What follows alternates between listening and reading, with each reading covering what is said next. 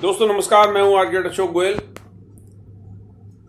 28 अगस्त 2022 का दिन भारत के आर्किटेक्चर और प्लानिंग के क्षेत्र में एक इतिहास के रूप में दर्ज किया जाएगा। जिस इमारत को बनने में कई वर्ष लगे थे, उस इमारत को ढहने में सिर्फ कुछ पल लगे। जी हां, मैं बात कर रहा हूं नोएडा के ट्विन टावर्स की। इन ट्विन टावर्स के बारे में इतना कुछ बताया जा चुका है, लिखा जा चुका है, दिखाया जा चुका है कि आपको लगेगा इसमें मेरे पास नया बताने के लिए क्या है। मैं इस इमारत के निर्माण और इस इमारत के ध्वंस के बारे में कुछ ऐसी बातें आपको बताने जा रहा हूं जिस पर आज तक किसी ने विचार नहीं किया। सोशल मीडिया पे प्रमुख मीडिया चैनल्स पे तरह तरह की बातें कही जा रही हैं। बड़े बड़े विद्वान इस बात की राय दे रहे हैं कि क्यों नहीं इस इमारत को बचा लिया जाता, क्यों नहीं यहां पर हॉस्पिटल बना देते या स्कूल बना देते या अनाथालय बना देते या इस इमारत का कोई और जरूरी इस्तेमाल कर दिया जाता। और सैकड़ों करोड़ रुपए की जो राशि थी, धनराशि थी, वो बर्बाद होने से बच जाती और जो मलबे का ढेर वहां लगेगा जिसको साफ करने में 3 महीने लगेंगे, उससे निजात मिल जाती। इस इमारत के निर्माण के बारे में, या कह सकते हैं अवैध निर्माण के बारे में बहुत कुछ पहले कहा जा चुका है। मैं उसको सिर्फ संक्षेप में बोलूंगा। यहां पर सब जानते हैं कि इमारत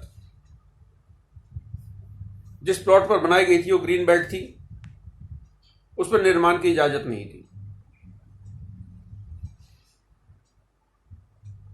बेईमान निर्माता ने बेईमान सरकारी अफसरों के साथ मिलकर इस इमारत का निर्माण करना शुरू किया और बनाते चले गए। कैसे ये इमारत बनती गई? इतनी ऊंची इमारत किसी रुमाल के नीचे या पर्दे के नीचे नहीं बन सकती। इसका निर्माण सबको दिखाई दे रहा था। क्यों इसके निर्माण को तुरंत रोका नहीं गया? इस इमारत की बिक्री के बड़े बड़े विज्ञापन सारे समाचार पत्रों में छपते रहे। सैकड़ों लोगों ने इसमें अपना पैसा इन्वेस्ट किया। क्यों उनमें से कोई भी इतने जागरूक नागरिक नहीं थे कि उन्होंने इस इमारत के बारे में कोई खोजबीन नहीं करी कि क्या इस इमारत का कंस्ट्रक्शन सैंक्शन बिल्डिंग प्लान के अनुसार हुई है? क्या इस इमारत के जिस प्लॉट पर निर्मित किया गया है उसकी क्लियरेंस सभी डिपार्टमेंट से ली गई है? और इस तरह की बहुत सारी बातें जो इस इमारत के बारे में खुलकर सामने आ सकती थी, जो नहीं आई। अब समझते हैं कि इस इमारत को तोड़ना क्यों जरूरी था, या बगैर तोड़े कैसे काम चल सकता था। जो विद्वान सलाह दे रहे हैं कि इस इमारत का कुछ और उपयोग हो जाता, इसमें स्कूल बन जाता, हॉस्पिटल बन जाता या अनाथालय बन जाता, वो इस बात को नजरअंदाज कर रहे हैं कि अगर ये सारी चीजें इस इमारत में बनानी थी तो फिर जिन नागरिकों को ये फ्लैट अलॉट हुए थे वही इसमें आराम से क्यों नहीं रह सकते थे? उसमें क्या दिक्कतें थी? देखिए, जो भी भवन निर्माण के नियम बनाए जाते हैं, बिल्डिंग बॉयलर्स हम इनको बोलते हैं सरल भाषा में, वो इसलिए बनाए जाते हैं कि सभी प्रकार की सुविधाएं किसी भी इमारत में हो, बिल्ट एनवायरनमेंट में हो, और कल को वहां पर कोई हादसा हो तो उससे निपटने के भी पुख्ता इंतजाम हो। इस इमारत और साथ की इमारतों के बीच में 9 मीटर का डिस्टेंस नहीं था, जिसके कारण वहां पर आग लगने की परिस्थिति में फायर टेंडर, जिसको फायर इंजन भी कुछ लोग बोलते हैं, आग बुझाने की गाड़ी नहीं पहुंच सकती। तो आप सोचिए, इस इमारत में या साथ वाली इमारत में अगर कोई हादसा होता और फायर इंजन वहां नहीं पहुंच पाते,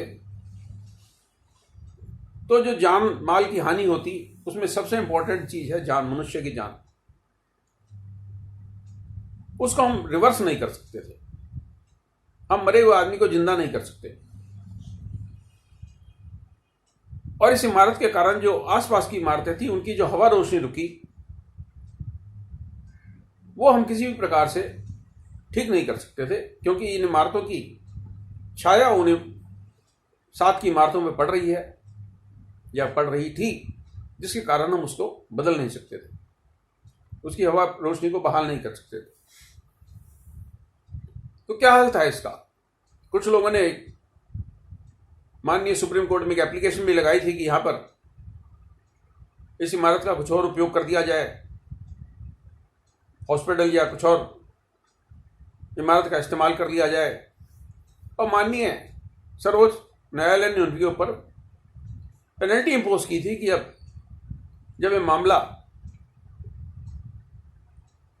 फैसले तक पहुंच गया है, लगभग फैसले तक पहुंच गया है, तो इस तरह की पीआई डालकर कोर्ट का समय बर्बाद करना समझदारी नहीं है।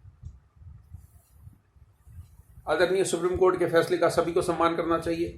देश के कानून का पालन कराना सभी अदालतों का काम है और सर्वोच्च अदालत का निर्णय सर माथे पर। लेकिन कुछ और विकल्प भी हो सकते थे, बगैर तोड़े भी विकल्प हो सकते थे। मोटा मोटी अगर आप देखें तो सबसे बड़ी जो दिक्कतें थी, वो एक तो land use, misuse of land की थी, लैंड यूज चेंज करने की थी। ग्रीन बेल्ट को रेजिडेंशियल बिल्डिंग बनाने के लिए इस्तेमाल किया गया। बिल्डिंग बायलॉज की अवहेलना की थी, सेफ्टी फैक्टर्स की अवहेलना की थी, फायर सेफ्टी की अवहेलना की थी, अड़ोस पड़ोस की बिल्डिंगों की हवा रोशनी के रोकने की कठिनाइयां थी। और सबसे बड़ी बात यह थी कि एक पूरे हिंदुस्तान में एक मैसेज जाए कि भवन निर्माण में किसी प्रकार की बेईमानी,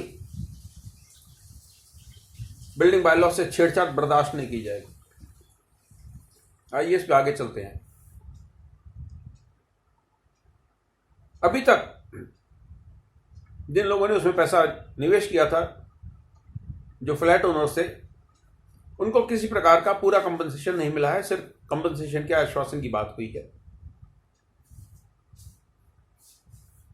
और निर्माता, बिल्डिंग के निर्माता इंसॉल्वेंसी में चले गए हैं, यानी अपने आप को उन्होंने बैंकक्रप्ट घोषित कर दिया है।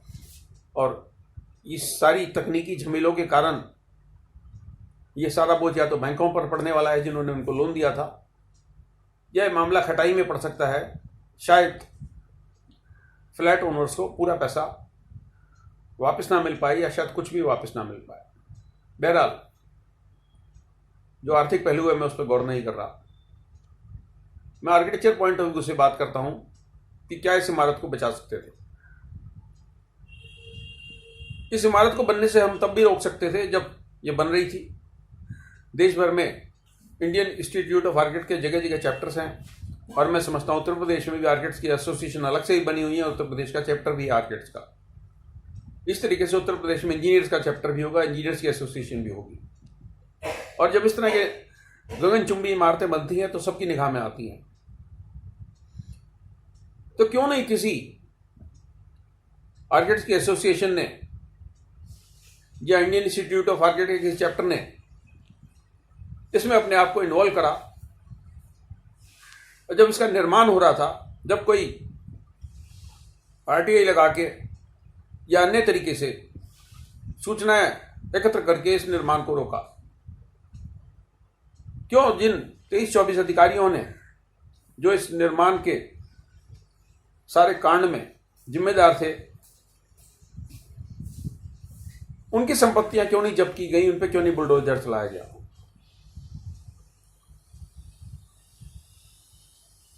सैकड़ों करोड़ रुपए की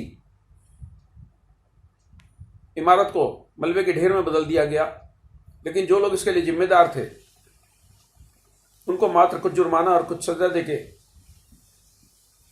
छोड़ दिया जाएगा। अधिकतर उसमें से रिटायर हो चुके हैं। कुछ लंबी जर्नी पे चले गए हैं और बाकियों को जब तक सजा मिलेगी, जब तक शायद वो भी लंबी जर्नी पर चले जाएं। बहरहाल हम बात कर रहे थे इस इमारत को कैसे बचा सकते हैं।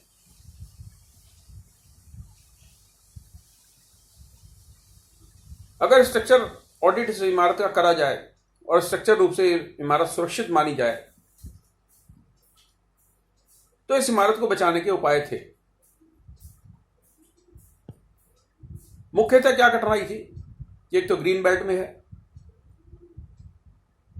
आसपास की बिल्डिंग्स की हवा रोशनी इसने रोकी है,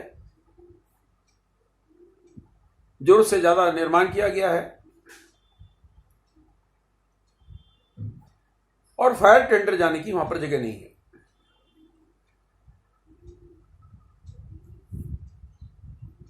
दो दर्जन से ज्यादा ऊंची बिल्डिंग को गिराने की बजाय बेहतर यह होता कि जो इमारतें इनके बिल्कुल पड़ोस में बनी है, जो 9 मीटर से कम की दूरी पे बनी है, उनके मालिकों से, उनमें रहने वालों से बातचीत करके उनको वैकल्पिक जगह दे दी जाती जो इतनी ऊंची इमारतें नहीं हैं और वहां पर ओपन स्पेसेस, ग्रीन बेल्ट बना दिए जाते तो उन इमारतों से इस इमारत की दूरी भी ज्यादा हो जाती और फायर टेंडर जाने की जगह भी हो जाती। लेकिन मैं बात कर रहा हूं तभी संभव था जब इस इमारत के स्ट्रक्चर ऑडिट में ये बात सामने आ जाती कि ये इमारत पूरी तरह सुरक्षित है। और जहां तक मैं समझता हूं कि इतनी ऊंची इमारत का जब भी निर्माण किया जाता है तो अनुभवी आर्किटेक्ट्स और इंजीनियर्स की टीम उसके ऊपर काम करती है। अर्थक्वेक की दृष्टि से भी पूरी इमारत का कंप्यूटर एनालिसिस होता है। सारे तथ्यों के बाद, सारी कैलकुलेशन के बाद, सारे जोड़ घटा के बाद इस इमारत का निर्माण या इस तरह की इमारतों का निर्माण किया जाता है। अब लोग कहेंगे साहब गैर कानूनी इमारत तो ये थी, आप पड़ोस की इमारतें गिराने की बात कह रहे हो। देखिए, मैं एक बड़ी स्पष्ट बात कह रहा हूं कि एक प्रकार की विचित्र परिस्थिति थी, एक इमरजेंसी सिचुएशन थी। इमरजेंसी सिचुएशन में आपको कठोर निर्णय लेने होते हैं। जैसे कोरोना काल में आपने निर्णय लिया कि बगैर मास्क के व्यक्ति घूमेगा उस पर 2000 रुपये का जुर्माना किया जाएगा। आज भी बगैर मास्क के 500 रुपये का जुर्माना है। इमरजेंसी सिचुएशन में कहीं पर हाईवे बनाया जाता है तो वहां भूमि का अधिग्रहण किया जाता है, या कोई इस तरह की सरकारी संपत्ति, हॉस्पिटल या कोई इस प्रकार की इमारत बनाई जाती है तो भूमि का अधिग्रहण किया जाता है। गांव में भी, छोटे कस्बों, शहरों में भी, और उनको, उन भूमि के मालिकों को कंपनसेट कर दिया जाता है। यह परिस्थिति यहां भी संभव थी। अड़ोस पड़ोस की 3-4 इमारतों को उनके मालिकों को वैकल्पिक जगह देके या इन सुपरटेक के टावर्स में ही जगह देके उन इमारतों को खाली कराया जा सकता था और उन इमारतों को हटाकर वहां पर green belt, green area, parks बनाए जा सकते थे।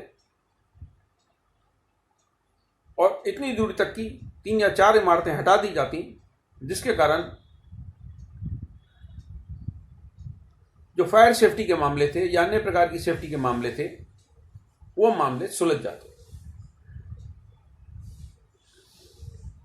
नोएडा में इतने बड़े बड़े इंजीनियर्स का जमावड़ा है, लाखों रुपए महीने की सैलरियां इनको दी जाती हैं।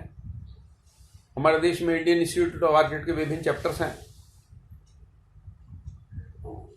किसी भी चैप्टर ने कोर्ट में आवेदन करके अपने आप को पार्टी बनाने के लिए आवेदन नहीं किया। पूरे देश में जगह जगह Indian institute of architect chapters होटलों में तरह तरह के सेमिनार, वेबिनार करते रहते हैं। पिछले 15 दिन में ही पता नहीं कितने होटल्स में आईएए के सेमिनार्स हुए हैं। एसोचैम वाले हैं, जैम वाले हैं, जो तरह तरह की ग्रीन बिल्डिंग्स की बातचीत करते हैं।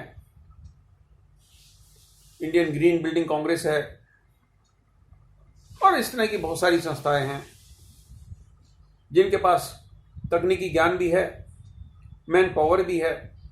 ऐसी किसी भी संस्था ने ना तो हाई कोर्ट में ना ही सुप्रीम कोर्ट में अपने आप को पार्टी बनाने के लिए कोई आवेदन किया। इस तरह के सुझाव सामने आते तो पूरी इमारत बच जाती। अब आप सोचिए कि जिस इमारत के मलबे को उठाने के लिए 3 महीने का समय चाहिए, अगर आसपास की 1-2 छोटी इमारतों को तोड़ा जाता तो कितनी सुविधा से और कितने कम समय में वो सारा मलबा साफ हो जाता और ये हजारों करोड़ रुपए की संपत्ति बच जाती। उस क्षेत्र में रहने वाले नागरिकों का जो प्रदूषण से, धूल मिट्टी से बुरा हाल हुआ या आगे कुछ समय तक होने वाला है, उससे निजात मिल जाती। मैं समझता हूं कि सीनियर आर्किटेक्ट्स को अपने आसपास के वातावरण से, बिल्ट एनवायरनमेंट से सरोकार रखना चाहिए। ये मैनू की और तन्नू की जो भावना है, हमें क्या और तुम्हें क्या, इससे हटना चाहिए, इससे बचना चाहिए। और अपने आसपास की हर घटना में सीनियर आर्किटेक्ट्स को, सीनियर इंजीनियर्स को इन्वॉल्व होना चाहिए, बल्कि एक साधारण नागरिक को भी इन्वॉल्व होना चाहिए, उसको जागरूक रहना चाहिए। जो उसके अधिकार हैं आरटीआई एक्ट के तहत, इंडियन एविडेंस एक्ट के तहत, आईपीसी के तहत, सीआरपीसी के तहत, उनका इस्तेमाल करें। मैं समझता हूं इस इमारत में कुछ वकीलों ने भी फ्लैट खरीदे होंगे, उसमें कुछ सीनियर वकील भी रहे होंगे, कुछ इंजीनियर्स के बीच में फ्लैट रहे होंगे, संभवतः कुछ आर्किटेक्ट्स के बीच में फ्लैट रहे हों। तो ये जो तकनीकी बातें मैं बता रहा हूं, हवा रोशनी के बारे में, फायर टेंडर के लिए क्लियरेंस के बारे में, ग्रीन एरिया के बारे में, ओपन स्पेसेस के बारे में, तो ये जानकारियां तो मैं समझता हूं कि किसी भी आर्किटेक्चर के, किसी भी इंजीनियरिंग के, सिविल इंजीनियरिंग के स्टूडेंट के पास रहती हैं। अब भूतकाल में जाके तो हम कुछ ठीक कर नहीं सकते, लेकिन भविष्य में हमें इस तरह की अगर कोई परिस्थिति पैदा होती है, और मैं समझता हूं देश में इस तरह की जगह जगह परिस्थितियां पैदा हो रही हैं, होने वाली भी होंगी, जहां पर इस तरह के विशालकाय अवैध निर्माण हो रहे हैं जगह जगह। पिछले दिनों मुंडका में एक फैक्ट्री में आग लगी थी जिसके पास फायर क्लीयरेंस नहीं थी। दिल्ली के पहाड़गंज में होटल में आग लग चुकी है जिस पे फायर क्लीयरेंस नहीं था। और अभी पिछले दिनों अखबार में खबर आई थी, दिल्ली के बहुत सारे स्कूलों के पास फायर क्लीयरेंस नहीं है। डीडीए की विकास मीनार के पास फायर क्लीयरेंस नहीं था। तो इस तरह के हादसे रोके जाएं, उसके लिए जरूरी है कि जो भी जिम्मेदार अधिकारी हैं, जिम्मेदार सरकारी अफसर हैं, उनके ऊपर कड़ाई से नियमों का पालन कराया जाए, और जो जिम्मेदार निजी निर्माता हैं उनके ऊपर भी मजबूती से नकेल कसी जाए। नमस्कार, धन्यवाद।